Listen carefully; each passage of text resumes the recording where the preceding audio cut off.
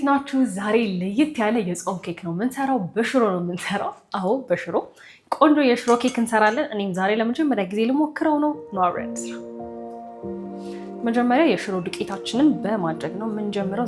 እዚህ ጋር አንድ ኩባያ የሽሮ ዱቄቴን አደርጋለሁ። ግማሽ ኩባያ ደግሞ ፉርኖ ዱቄት እጨምርበታለሁ። ካካኦ ፓውደሬን ጨምራለሁ። ስኳሬን ጨምራለሁ። ቤኪንግ ፓውደር ጨምራለሁ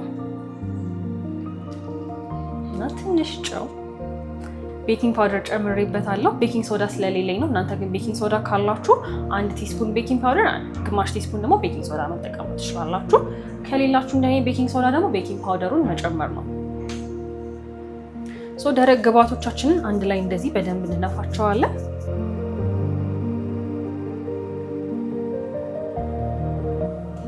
ደረቅ ግብአቶቻችንን እንደዚህ ካቀላቀልን በኋላ በሌላ እቃ ደግሞ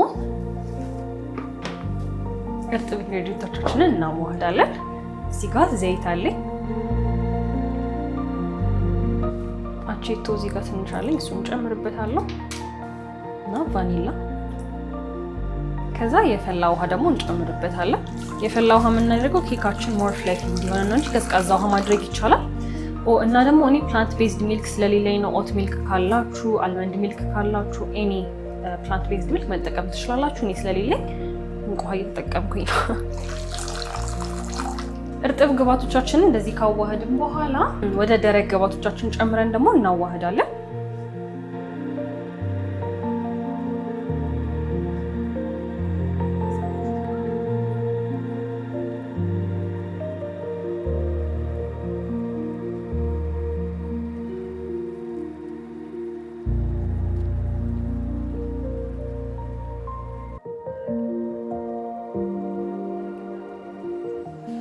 ደረቅና እርጥብ ግብአቶቻችንን እንደዚህ በደንብ ከቀላቀልን በኋላ ወደ መጋገሪያችን አድርገን ለ30 ደቂቃ ያክል ድረስ እንጋግራለን። መጋገሪያችንን እዚህ ጋር ዘይት ቀብቼዋለሁ።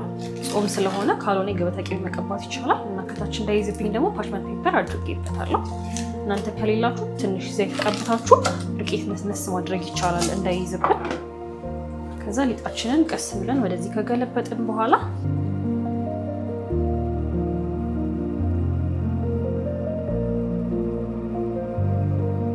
እስከዛ ድረስ ኦቨኔን እያጋልኩት ነው ያለሁት። ለ30 ደቂቃ ያክል ድረስ ስለሆነ የምናስገባው ትንሽ ጋል ያለ ላይ ብናስገባው አሪፍ ነው።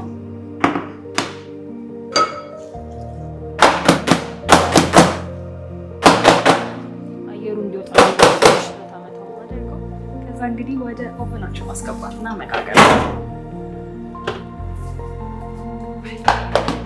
ሽሮ ኬካችን ደርሷል። ሽታው ራሱ በጣም ነው ደስ የሚለው። እስከ ቸኩያለሁ።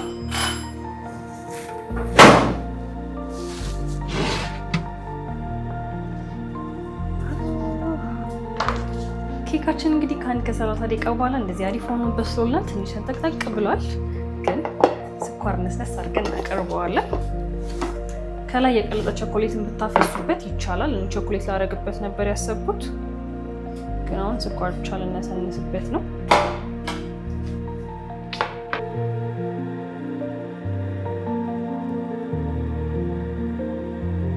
ስኳራችንን እንደዚህ ነስነስ አድርገን እንግዲህ ኬካችንን አሳምረናል።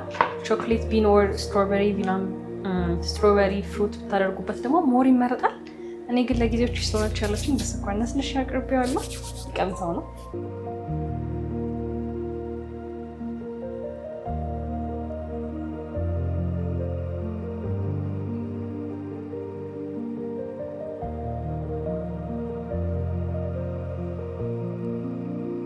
እውነት ሰርታችሁ ሞክሩት። በጣም ተመችቶኛል። እንደፈራሁት አይደለም። እውነት ለመናገር ሽሮ የሚለው ቴስት አለ፣ ግን ስቲል አያስጠላም። እኔ በጣም ተመችቶኛል። ቴስቱ አሪፍ ነው።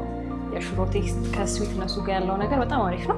እስቲ እናንተም ሰርታችሁ ሞክሩት እና ኮመንት ላይ ሀሳባችሁን አሳውቁኝ። እስካሁን ሰብስክራይብ ካላደረጋችሁ ሰብስክራይብ አድርጉ። ባይ